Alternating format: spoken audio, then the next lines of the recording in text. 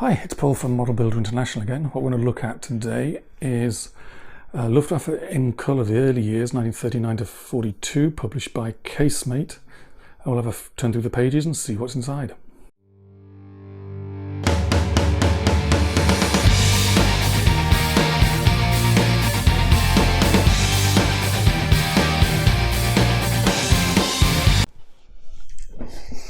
Okay, so let's have a look inside the book, see what we get.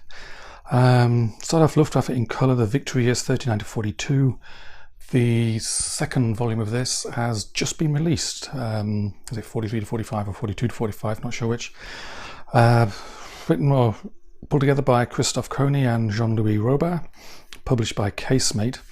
It's glossy, soft cover, and inside, basically it's colour photographs, all glossy paper. So I'll start turning through the pages and talk while I do it.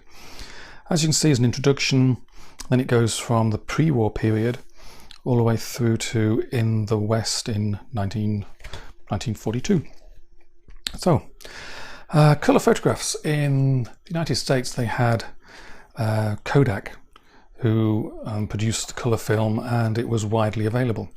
In Germany, it was Agfa who produced colour film, but it wasn't widely available. It was expensive, reserved for state photographers.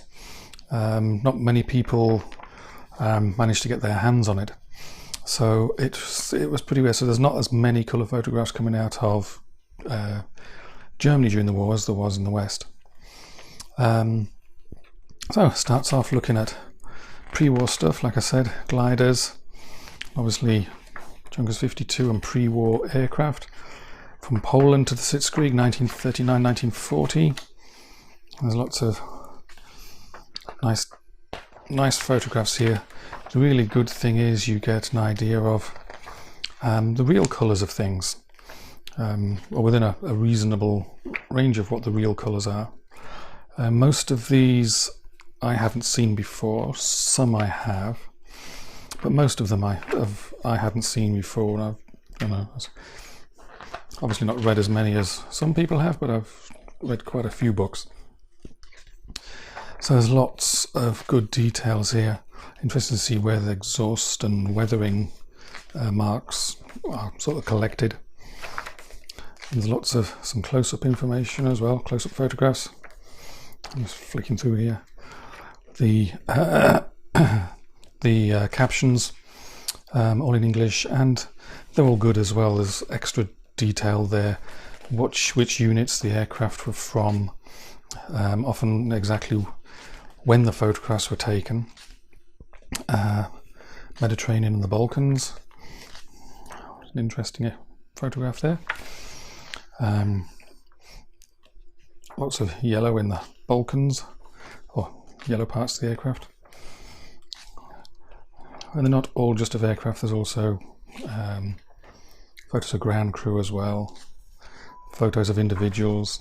And then you can sort of come through, starting in Russia now, 1941. And then we can continue on. I'm just flicking through a few pages at a time here. You get a sense of just how red the sand sometimes could look. It looks kind of pinky here, but a definite red tinge over there.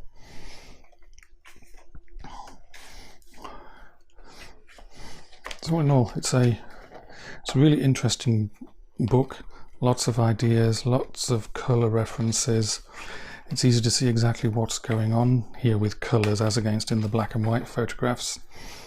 And there's a really good selection. There's usually two or three photographs on most of the pages. And what's this last bit? This is it training aircraft? Yes, schools, factories and training aircraft. And parts of aircraft. So there's lots of bits and pieces here. Some unusual, some, what was it? They were Russian aircraft. Oh, they were taken from Czechoslovakia. A couple of SB2s. So there you go.